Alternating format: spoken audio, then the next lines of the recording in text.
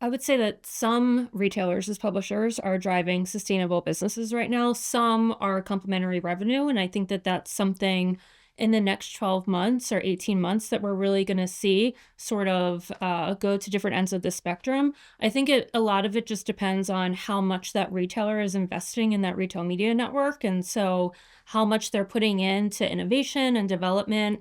It takes a lot of money to have your own retail media network. So some of them are really investing, and we're even seeing a little bit um, of stretch between what we would normally consider like the top 5 or top 6. There's starting to be more of a divide there, even within them. I think those that are not investing as much or are petering out a little bit in terms of just being able to support it at scale will probably have some consolidation at some point. And then the budgets will sort of start going to those that rise to the top. Commerce and media lines continue to blur.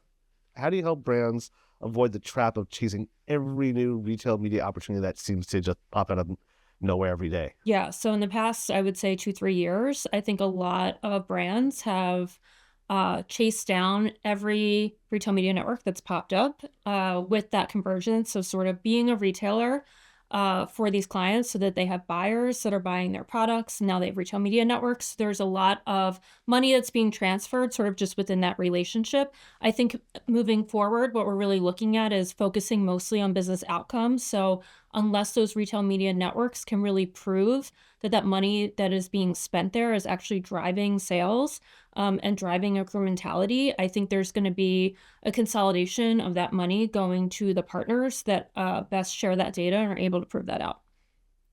So looking at your role working across WPP's portfolio of brands, which retail media partnerships are delivering real incremental growth versus just shifting budgets around?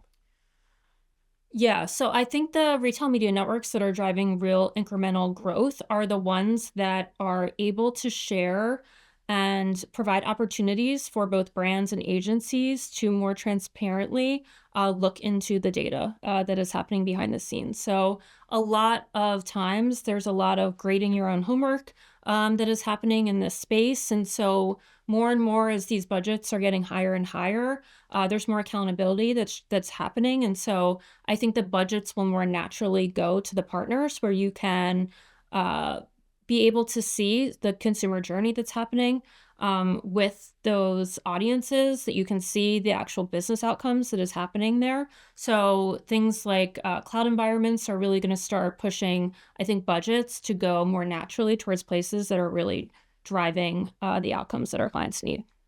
So speaking of outcomes, the conversation always touches on personalization and AI.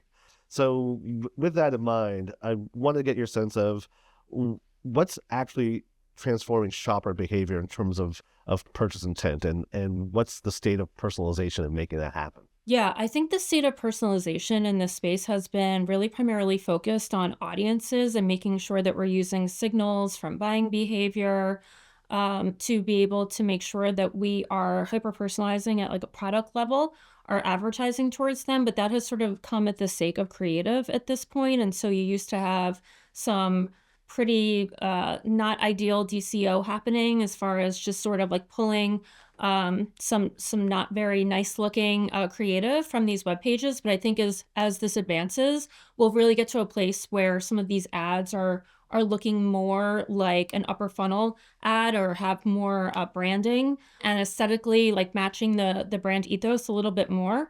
But it will be still based on like real time signals that we're getting from consumer behavior.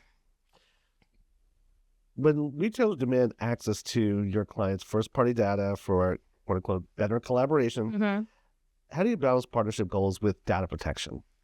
Yeah, so when partners are asking for our clients' first party data, I think it's important that where we're at in the industry today is that that data doesn't necessarily need to move from one place to another. There's ways of enabling different signals that can be had or having that collaboration happen in places that doesn't necessarily mean inputting that first party data directly into the retailer. Um, so I think that's really what we're looking to do at this point is making sure that we're using the data in a way that it can be helpful and inform for that retailer audiences or what we're trying to do there, but we don't need to actually move the data at this point.